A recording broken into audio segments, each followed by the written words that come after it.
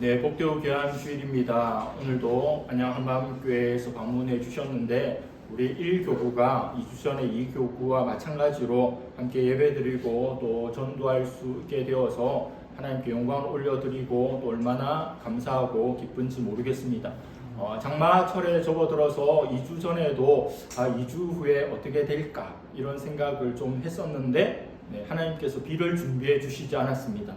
비를 안 준비해 주셨고 기온도 어제에 비해서 하나님께서 5도 낮추어서 이렇게 설정해 주셨습니다.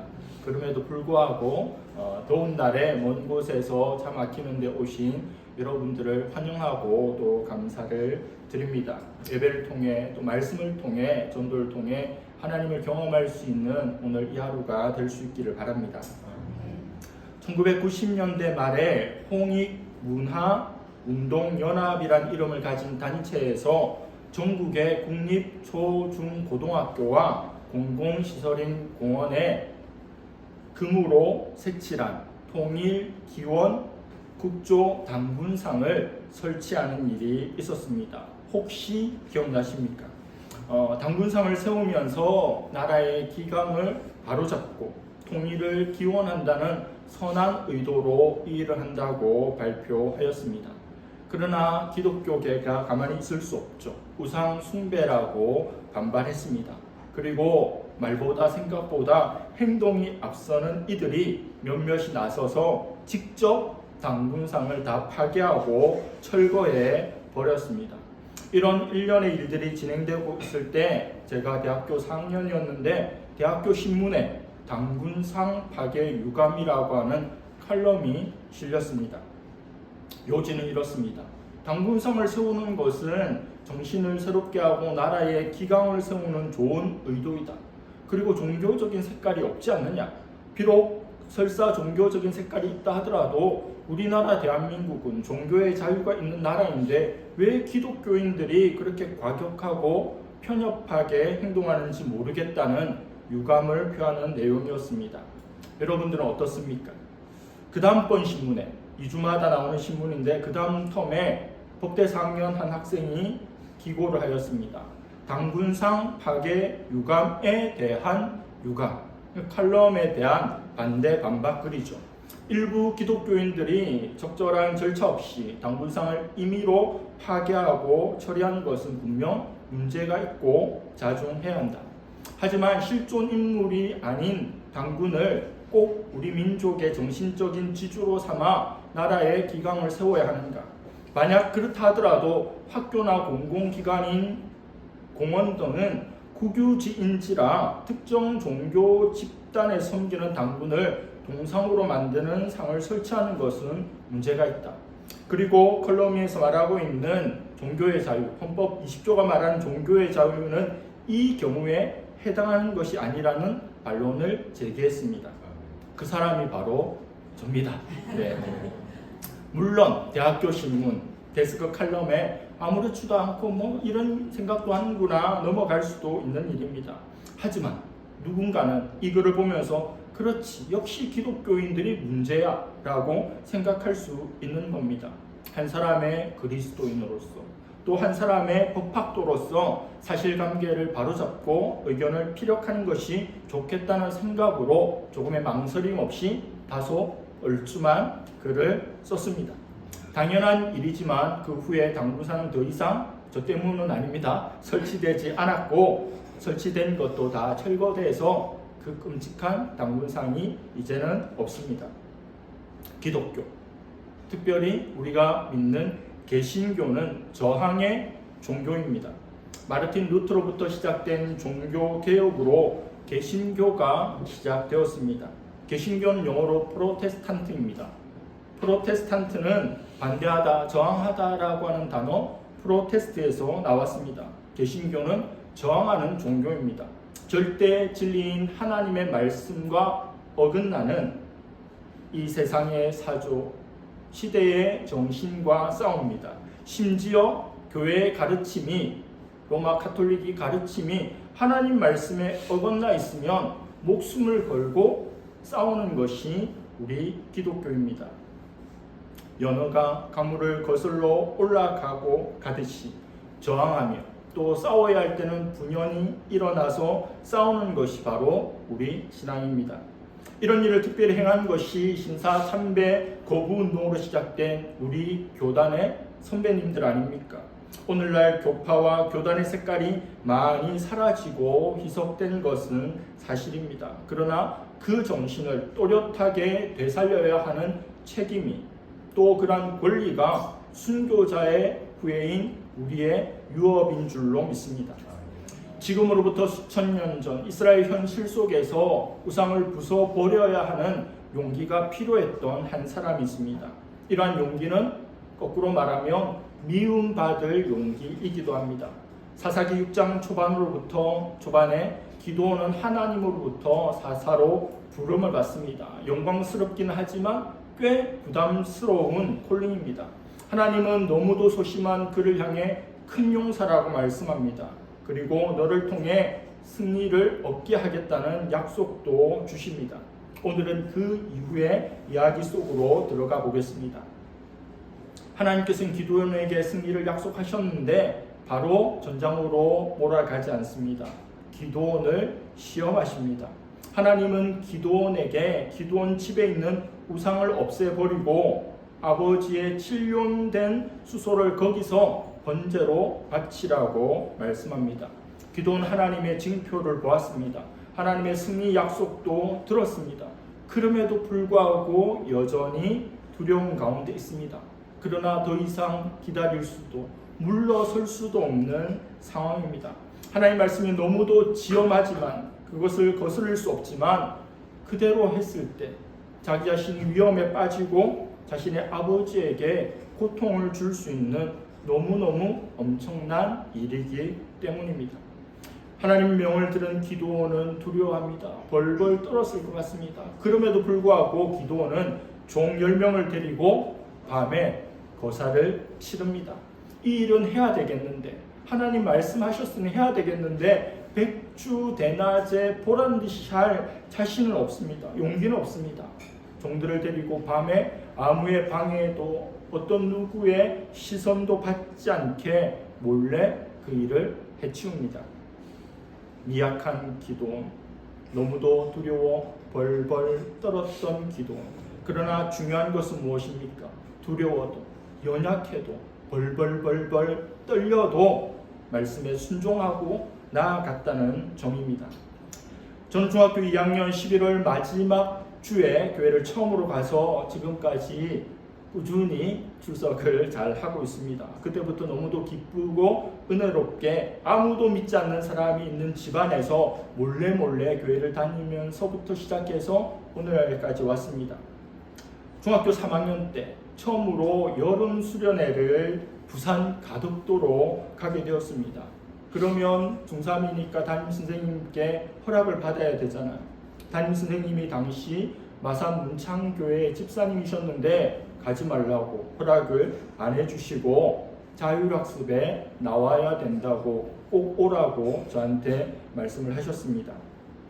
그 당시에 제가 살았던 마산, 창원 이 지역은 연합고사를 쳐서 고등학교에 진학하기가 꽤 어려웠던 지역입니다. 평준화 지역인데도 마산하고 창원하고 이제 합해지는 과정에 있었기에 고등학교 진학하는 연합고사 커트라인이 전국 최고 수준이었습니다.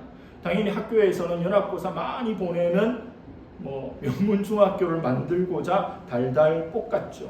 야자는 당연하고 여름방학도 없고, 그리고 쉬는 시간에 화장실 가는 것도 2시간에 한 번씩 허락했고, 애들이 한 주씩 이렇게 자리 앉는 것도 성적 순으로 앉아서 1등부터 쭉 이렇게 그렇게 살벌하게, 그렇게 해서 못 가면 20명, 많이 보내면 30명씩 연합고사를 통해서 고등학교에 보냈습니다. 나중에는 시험 얼마 남지 않은 그때에는 일요일에도 주일에도 학교에 오라고 할 정도로 엄했습니다. 그때 저의 뒷배, 집안에 신앙생활하는 부모가 있는 것도 아니고 이제 겨우 10대에 어리고 여린 제가 담임선생님이 얼마나 무서웠겠습니까? 수련회는 가고 싶은데 선생님이 학교에 오라고 엄하게 말씀하시니 망설여지는 겁니다. 그때 교회 선배들이 가자고 해서 그냥 꾸역꾸역 나아갔습니다. 어린 마음에 얼마나 두렵겠습니까? 얼마나 무섭겠습니까? 마산을 떠날 때까지 두려움이 사라지지 않는 거예요. 배를 타고 가덕도로 가는데 두려움을 육지에 남겨두고 배를 탄 순간부터 평안하게 수련회에 임했습니다. 생전 처음 참석한 여름 수련회가 얼마나 은혜로웠는지 잊을 수 없는 내 생애의 첫 수련회였습니다. 도시에서만 지내서 그 가덕도 하늘에 별이 그렇게 많이 쏟아지는 것을 보면서 나중에 아브라함을 하나님께서 하늘 보여주시면서 저 별처럼 너의 후손을 많아지게 하겠다는 그 장면과 같은 그런 순간이었구나 생각을 하게 되었습니다. 나약하죠. 두렵죠. 연약하죠. 나를 지지해 주는 사람도 아무도 없죠. 그럼에도 불구하고 순종했습니다. 오늘날에 제가 있기까지 어느 정도의 영향은 끼치지 않았을까요? 어려워도 두려워도 순종이 언제나 정답인 것을 놓치지 않기를 바랍니다.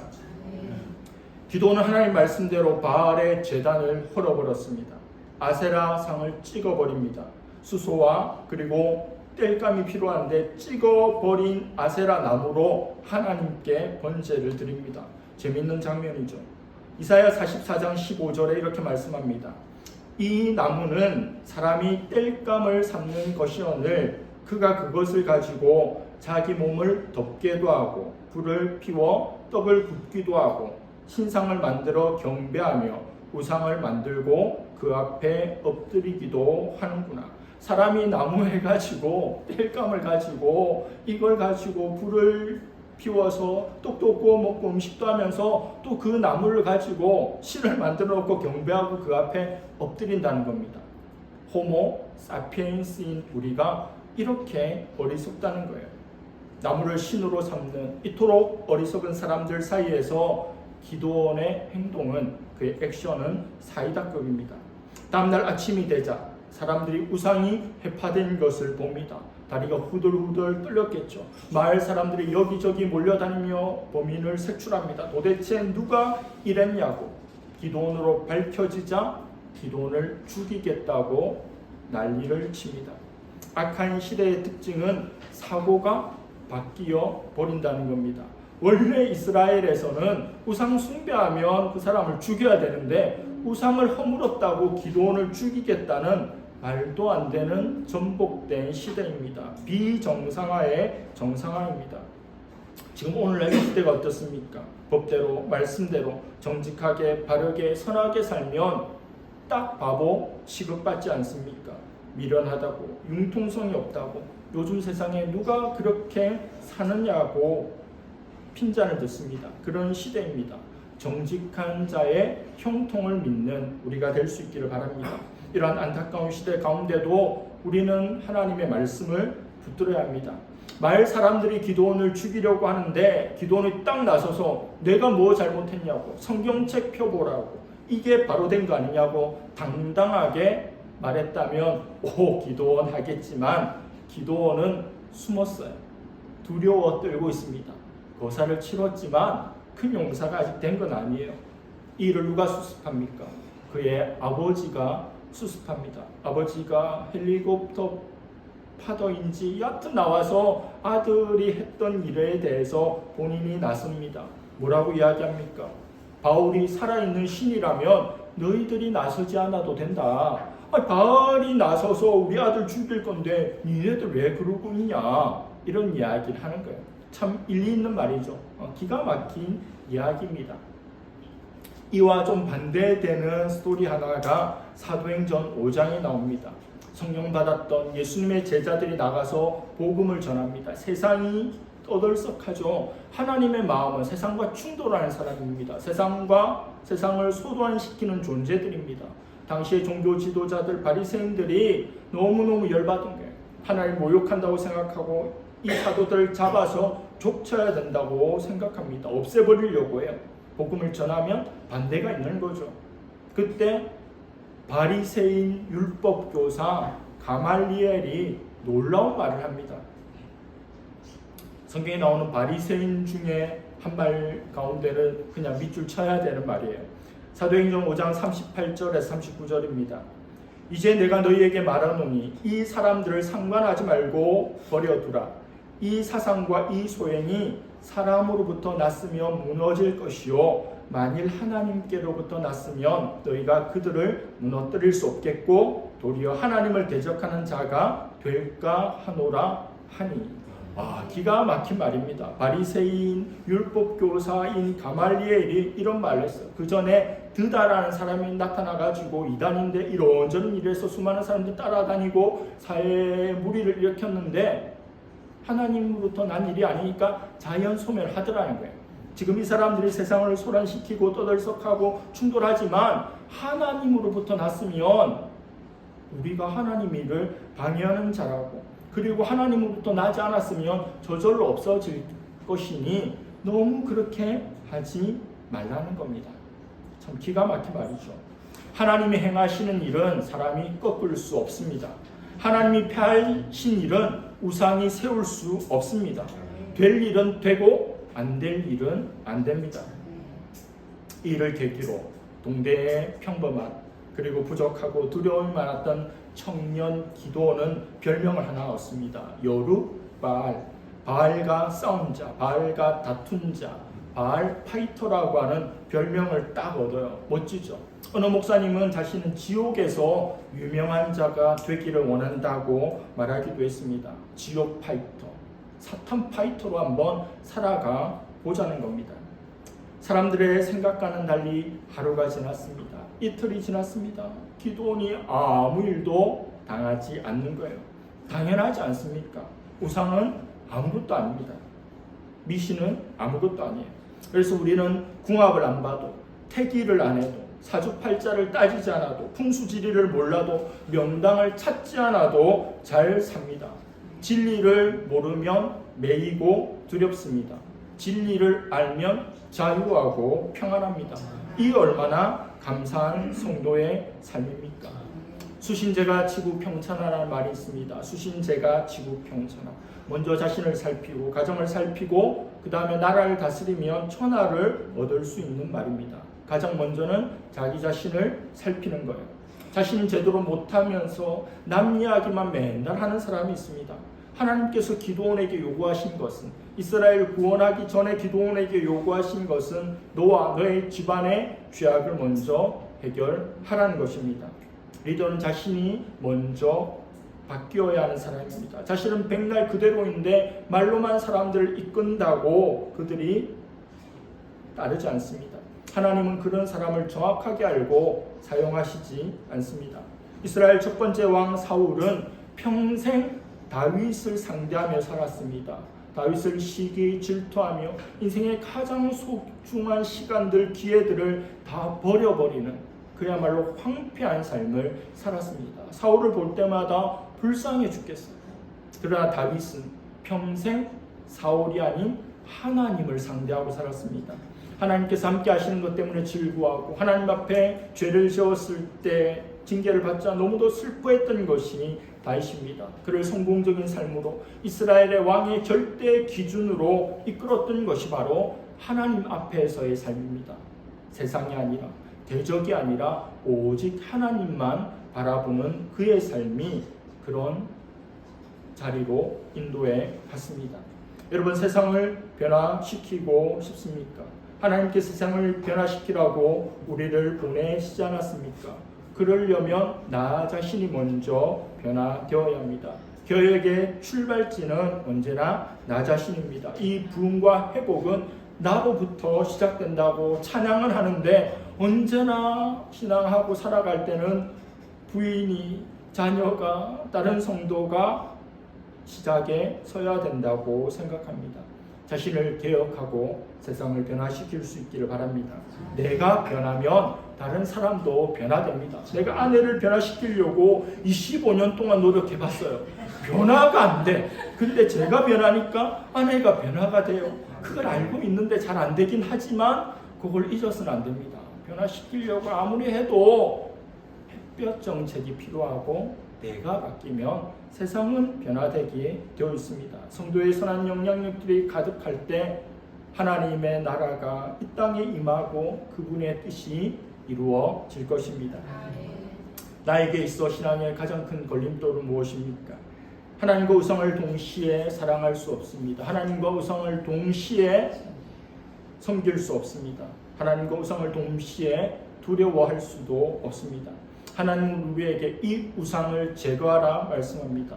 여러분에게 가장 중요하고 결코 놓지 못하는 우상을 없애라고 하나님은 말씀하시며 도전하십니다. 쉬운 일이 아니죠. 지금까지 그거 붙들고 살았고 앞으로도 그거 하나 놓을 수 없는데 그거 놓으라고 말씀합니다. 연약해도 두려워도 떨려도 비교가 되어도 믿음으로 나아가는 저와 여러분들 될 수 있기를 바랍니다. 도종환 시인의 담쟁이라고 하는 시가 있습니다. 오늘 말씀의 결론으로 제가 삼고자 하는 시입니다. 도종환 시인 담쟁이. 저것은 벽, 어쩔 수 없는 벽이라고 우리가 느낄 때, 그때 담쟁이는 말없이 그 벽을 오른다. 물 한 방울 없고 씨앗 한 톨 살아남을 수 없는 저것은 절망의 벽이라고 말할 때 담쟁이는 서두르지 않고 앞으로 나아간다. 한 뼘이라도 꼭 여럿이 함께 손을 잡고 올라간다. 푸르게 절망을 다 덮을 때까지 바로 그 절망을 놓지 않는다. 저것은 넘을 수 없는 벽이라고 고개를 떨구고 있을 때 담쟁이 잎 하나는 담쟁이 잎 수천 개를 이끌고 결국 그 벽을 넘는다. 이 시가 감동적인 것은 담쟁이가 벽을 넘는데 그 잎 하나가 넘는 것이 아니라 함께 모든 담쟁이들이 그 벽을 결국 넘어 버린다는 겁니다. 더불어숲교회와 한마음교회가 오늘 함께하고 있습니다. 두 교회 이름의 뜻에 함께, 하나라고 하는 뜻이 있습니다. 더불어, 한마음. 교회는 함께 갑니다. 교회는 함께 넘습니다. 그 은혜가 우리 더불어숲교회와 안양 한마음교회에 충만하기를 축복합니다. 기도하겠습니다. 하나님 아버지 감사합니다. 복되고 귀한 주일 형제교회인 한마음교회에서 와서 함께 예배드리고 또 이 지역에서 전도하며 예수님을 소개하고 교회를 알릴 수 있는 귀한 시간 허락하여 주시니 감사합니다. 하나님 두 교회 모두 하나님의 은혜 가운데 있게 하여 주시고 하나님께서 사용하시는 교회가 되기를 원합니다. 오늘 기도 말씀을 살펴보았습니다. 두렵습니다. 연약합니다. 아무것도 할 수 없는 존재입니다. 큰 일을 행하고도 벌벌 떨면서 사람들 앞에 나오지 못합니다. 그러나 중요한 것은 두려워도 떨려도 나약하고 미약해도 하나님 말씀을 실천하고 행함으로 나아갔다는 것입니다. 하나님 연약해도 미약해도 두려워도 하나님 말씀하시면 꼭 순종하며 무던히 또 뚜벅뚜벅 그 길을 걸어가며 어떤 담이라도 함께 뛰어넘는 그런 우리가 되게 하여 주시옵소서. 이후에 전도의 시간 가운데도 함께하여 주실 줄로 믿사오며 감사드리며 예수님의 이름으로 기도드립니다. 아멘.